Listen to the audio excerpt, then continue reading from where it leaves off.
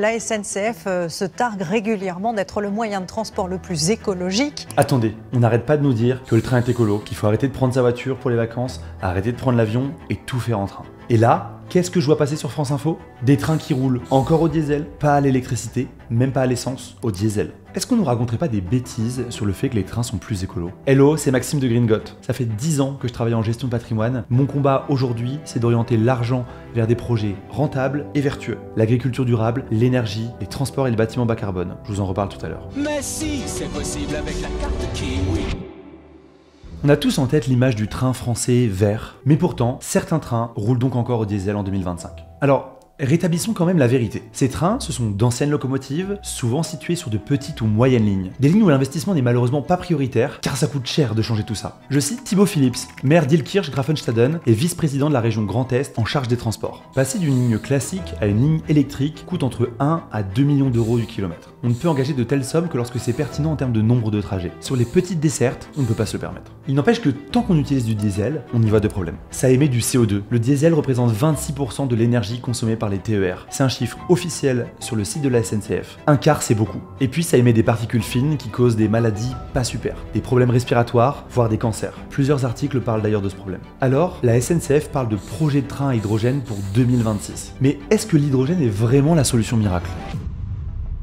Déjà, si on voulait être précis pour cette vidéo, c'est important d'être précis, on devrait parler de dihydrogène, H2, car l'hydrogène seul, l'atome H, n'est que très peu présent à l'état pur. En fait, l'hydrogène est quasi systématiquement combiné à d'autres atomes, oxygène, carbone, azote, chlore, pour former des molécules. Toutes ces petites billes blanches, c'est de l'hydrogène. Si vous prenez un atome d'hydrogène H, vous le mélangez avec lui-même, on a donc 2 H, puis vous ajoutez un atome d'oxygène O. Ça donne H plus O. Vous voyez peut-être où je veux en venir. C'est H2O, l'eau que vous buvez. C'est du dihydrogène et de l'oxygène. Ça me donne une idée. Dans l'eau, il y a de l'hydrogène. Sauf que nous, ce qui nous intéresse dans l'eau, H2O, c'est uniquement H2, le dihydrogène. C'est lui qui va être important pour faire avancer notre train. On le veut pas cet atome d'oxygène dans l'eau, il nous embête. Alors comment on fait pour lui dire de partir? Eh bien, on doit pouvoir obtenir de l'hydrogène en faisant l'électrolyse de l'eau. On passe de l'électricité dans l'eau. Un procédé permettant de séparer le dihydrogène H2 et l'oxygène O de l'eau au moyen de ce courant électrique. C'est une des façons de produire du dihydrogène qu'on va à nouveau appeler hydrogène pour simplifier la suite de la vidéo. Donc là, si vous avez bien suivi, je suis en train de vous dire qu'il faut de l'énergie électrique pour extraire l'hydrogène, hydrogène qu'on va réutiliser comme énergie pour nos trains. Ça paraît un peu bête, non? On a besoin d'énergie pour produire de l'énergie. Pour comprendre, je vais vous résumer les avantages et les faiblesses de l'hydrogène, ça sera plus clair. Donc l'hydrogène a de nombreux avantages. Il est présent partout, dans l'eau des océans et des mers. Il est stockable, en gaz ou en liquide. Et il y a même des recherches pour le stocker de façon solide. Son utilisation pour faire avancer une machine rejette de la vapeur d'eau, pas de CO2. Si on prend le schéma d'une pile à combustible, qu'on retrouve dans les voitures, les trains, etc.,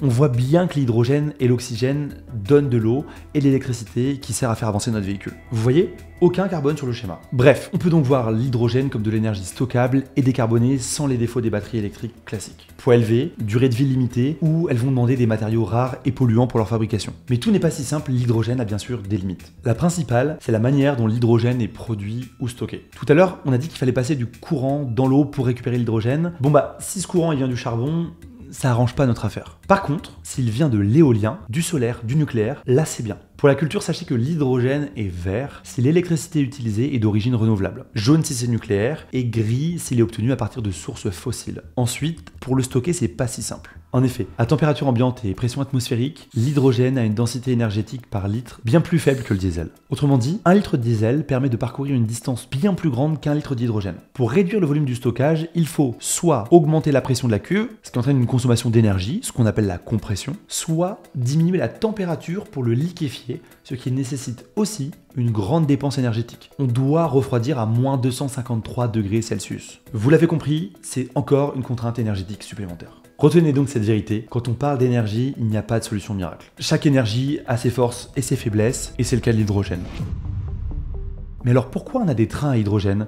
Quelle est la réalité derrière ces projets? La réalité, c'est qu'on est plutôt intelligent en France et qu'on veut des énergies complémentaires. Je vous explique. Sur notre réseau ferroviaire, on a la moitié des voies qui ne sont pas électrifiées. Ça représente 15 000 km, c'est beaucoup. L'hydrogène offre alors une vraie alternative au diesel sur ces lignes, particulièrement pour les lignes régionales à faible trafic où l'électrification serait trop coûteuse. Comme on l'a dit tout à l'heure, passer d'une ligne classique à une ligne électrique coûte entre 1 à 2 millions d'euros du kilomètre. Sauf que vous ne le savez peut-être pas, mais vous pouvez à votre échelle contribuer à ces investissements avec plusieurs bénéfices pour vous. Je m'appelle Maxime et mon quotidien c'est de faire comprendre comment l'argent fonctionne en France. J'ai passé 10 ans en finance et en gestion de patrimoine et j'ai décidé de mettre cette expertise au service de Greengot. Greengot, c'est une institution financière qui propose un compte courant pour les dépenses du quotidien, mais surtout une assurance vie. Mon objectif, redonner du pouvoir à votre argent. Avec le compte courant, vous avez depuis ce mois de juin 2025 des réductions SNCF et un accès privilégié au lounge Grand Voyageur Le Club. Et l'argent sur l'assurance vie Greengot Planet finance entre autres la SNCF, donc des trains à hydrogène, l'électrification des lignes, etc. Je suis extrêmement fier de ce qu'on a accompli et je vous laisse découvrir notre projet via le QR code ou lien en description. Ah oui,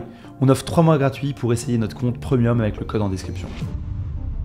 Alors certains pourraient tiquer car il faut de l'électricité pour produire de l'hydrogène, donc de l'énergie. Comment on fait de l'énergie dans de nombreux pays? Avec du pétrole, du gaz, du charbon. Par exemple, en Allemagne, la moitié de l'énergie produite émet du carbone. Sauf qu'en France, on a l'avantage d'avoir ça, des centrales nucléaires, donc de l'énergie décarbonée. Parfait pour l'électrolyse de l'eau et récupérer notre hydrogène sans émettre de carbone. Aujourd'hui, ce sont 4 régions françaises, Auvergne-Rhône-Alpes, Bourgogne-Franche-Comté, Grand Est et Occitanie, qui ont déjà commandé 12 rames Regiolis H2 qui circuleront dès 2026. Ça prouve que l'hydrogène est une technologie utile qui constitue un compromis idéal entre performance environnementale et viabilité économique, avec des émissions limitées à de la vapeur d'eau. Cerise sur le gâteau, c'est Alstom qui produit ces trains, donc la France, c'est important pour notre souveraineté.